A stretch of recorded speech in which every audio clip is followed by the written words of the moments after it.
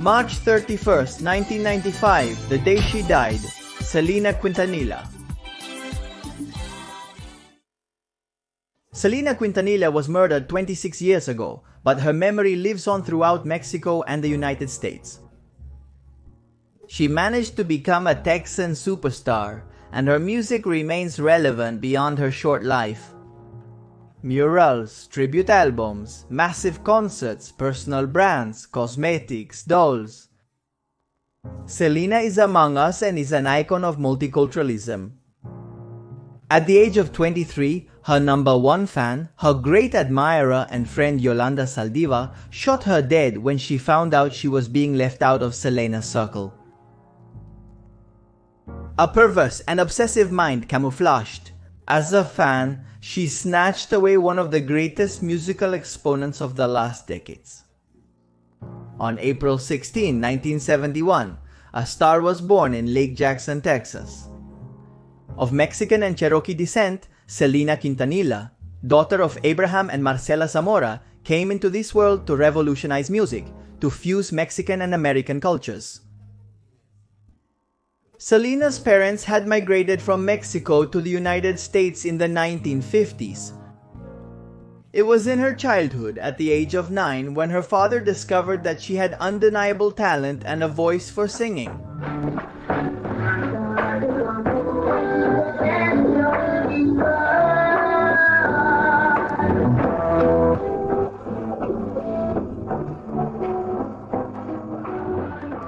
In this way, he tries to give the family an opportunity and thus revive his dream in the musical field. He decided to form a band with his other children, A, Pari, B, with A. Shibi as the bassist, Suzette as the drummer, and Selena as the vocalist. Initially, the band was called Los Dinos with Selena, as Los Dinos was the name of a band that Selena's father had when he was young. This family venture meant that Selena and her siblings couldn't attend school like all the other children their age. The rehearsals and shows demanded a lot of time and required a lot of effort from the entire family.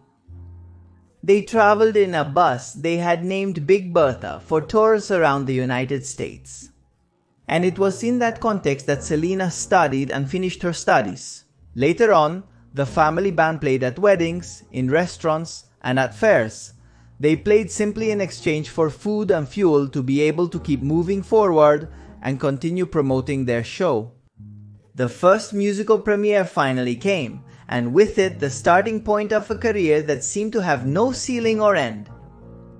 It was in 1984 when Selena and Los Dinos recorded their first LP with Freddie Records.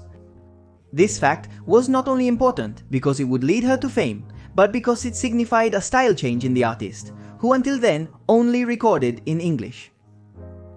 From that moment on, Selena only recorded songs of the Tex-Mex genre in Spanish. She learned to speak Spanish phonetically, thanks to the help of her father. The doors were opening as she went along. In 1985, she was discovered by Rick Trevino, the founder of the Tejano Music Awards. And there she won the award for Female Vocalist of the Year, holding it for 9 consecutive years.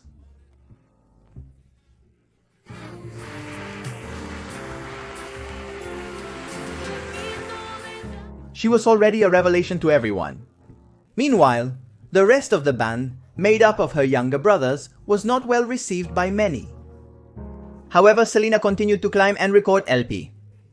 During 1986, 87 and 88, with hits like Alfa, Dulce Amor, and The Winner is Preciosa and Muñequito de Trapo. The year was 1989 and Jose Be, the president of the Latin label EMI, was in search of talent. He had met Selena and was impressed. He had seen in her the successor to Gloria Estefan. He decided to hire her, and on October 17th of 1989, her first professional work came to light. Selena, the main song, Contigo Quiero Estar, managed to rank number 8 on Billboard in Hot Latin Songs.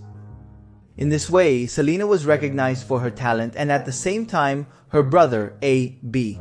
Quintanilla, became her producer and songwriter. guitarist Chris Perez was invited to join Selena y Los Dinos by A.B. Quintanilla. This young man fell in love with the queen of Tex-Mex, and from there, they would be inseparable. However, their relationship was not accepted by Abraham Quintanilla, who was completely opposed. He even referred to Chris as a cancer to his entire family. From there on, it was one success after another. The dream of the young Selena was coming true, succeeding in a world as male-dominated as Tejano music, and positioning herself as #1. She filmed a commercial for Coca-Cola and released new albums every year, venturing into the genre of Mexican cumbia, increasing her popularity in Mexico. The hit Baila Esta Cumbia was released and certified as a platinum record with sales of 150,000 copies. April 2nd, 1992. After their father flatly denied their relationship, Selena and Chris Perez got married in secret, but the media announced the sudden union. In that context, it was where Mrs. Yolanda Saldívar appeared on the scene, being the president of Selena's fan club.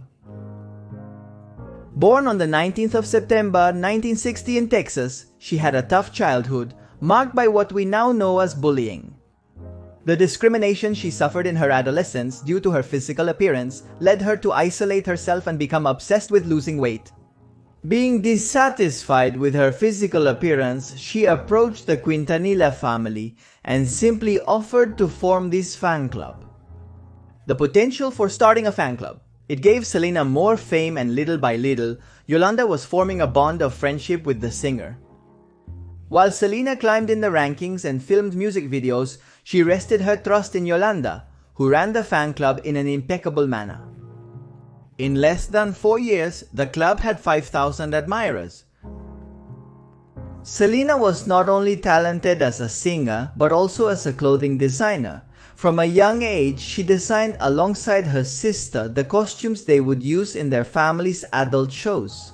That eye for fashion would be enhanced with the fame and popularity that the singer had garnered. Between the years 1993 and 94, in the cities of Corpus Christi and San Antonio, they opened 2 boutiques under the name of Selena, etc., which also operated as hair salons. They were a complete success.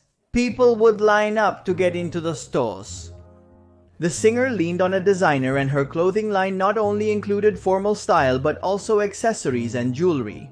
In 1994, while that project was dreamily underway, the singer recorded a duet called Wherever You Are with the group Barrio Boys. This song reached first place in the Latin music top and opened the doors for her to be known in New York, Puerto Rico, Dominican Republic, Argentina, and Central America. That same year, Selena released another album, Forbidden Love, which was one of the best-selling albums in the United States, with 1,246,000 copies. The Queen of Tex-Mex had to dedicate herself exclusively to music, so the idea arose for Yolanda Saldívar to take care of managing the boutiques. Past the middle of '94, Selena named Yolanda as her registered agent, and to be closer to Selena, she moved to Texas. Before the end of that year, things began to get complicated. Yolanda Saldívar had the complete trust of the singer and her family. She had at her disposal funds and the management of the boutiques, from dealing with partners to employees, and the management of her brand. Until Yolanda came along, the boutiques were running perfectly. But that's when she bared her teeth in the face of Selena's overwhelming success. According to a biographer of the singer, Joannik Patosky, it was found that Yolanda used the corporate card that the singer had provided her for relevant transactions and movements related to the business, to rent cars, buy cell phones for personal use, and squander money at luxury restaurants. On the other hand, testimonies from store employees came to light who claimed that Yolanda was a very kind person in the presence of Selena when she visited the boutiques, but that in her absence she used to be very cruel in her treatment. Martin Gomez, one of the designers hired to produce the singer's fashion line, at one point expressed his fear of Yolanda. Upon learning of Gomez's statements, she decided to forbid him from having a conversation with the singer. As usually happens when one speaks, everyone spoke. The employees considered Yolanda Saldívar as a hypocritical and unstable person. But at that moment, the Queen of Tex-Mex didn't know how to take any action. These warnings about Yolanda's personality reached Abraham Quintanilla, and he warned his daughter about how dangerous she could be. The situation with Yolanda had already spiraled out of control. The workers no longer wanted her around. Finally, they organized and directly informed Selena that Miss Saldívar had stolen more than $60,000, misappropriating the business's store funds. In early March of 1995, the time had come for Yolanda to declare what was happening. Selena, her father and sister met. Suzette Saldívar denied all allegations. After this confrontation, Abraham made it clear to his daughter that she had to make a decision, and that Yolanda must now be out of the businesses she was involved in. Being put on the spot, they demanded she clear up the accounts. Yolanda then bought a .38 caliber revolver and stayed in room 158 of a hotel located near the airport in Corpus Christi. So it was on March 25, 1995. The singer told her sister that she was considering firing Saldívar soon. 5 days later, Selena received a phone call from Yolanda, who told her she was staying at a Days Inn hotel and that she had documents to give her and would try to justify the missing money, but she had a condition: that Selena would go alone.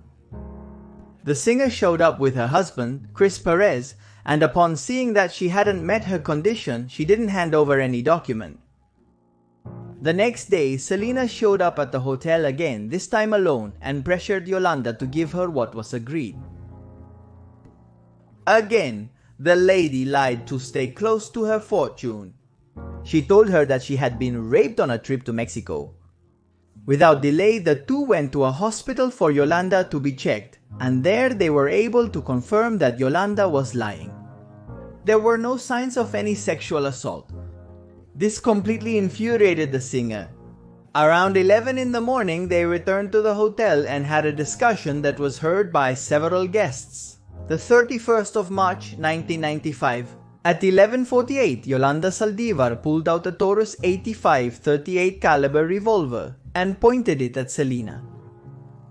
She tried to escape, but Yolanda fired into her right shoulder, piercing a major artery that would cause her to bleed out quickly. Selena, as best she could, tried to make it to the hotel lobby, and there she passed out. Meanwhile, all around, you could hear Saldívar yelling bitch and whore.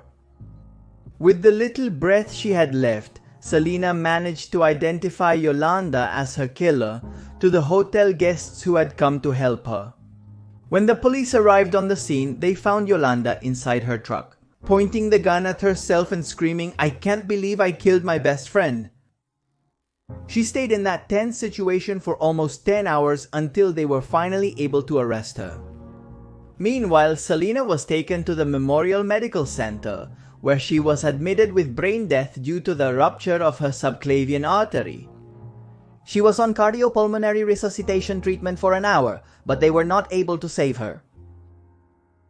Selena Quintanilla's funeral was massive, and nobody could believe that she was really dead. To the point that Abraham, her father, had to open the coffin so they would believe him, because the people who were waiting to say goodbye denied that the young singer was inside. Later, he admitted he was wrong and showed remorse for that attitude. In 1996, Abraham Quintanilla and Chris Perez, the young widower, reported that the assets had been divided, 50% for the family and the other for her husband. But later on, Perez would have decided that Quintanilla, the father, was to keep the fortune, given that he always backed his daughter's career.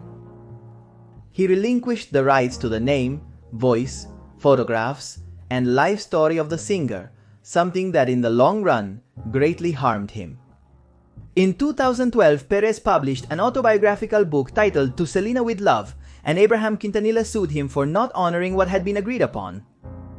Because of this altercation, Chris Perez revealed that he signed the document under a lot of pressure, and that Abraham had taken advantage of his vulnerable situation and pain from the unexpected death of his wife.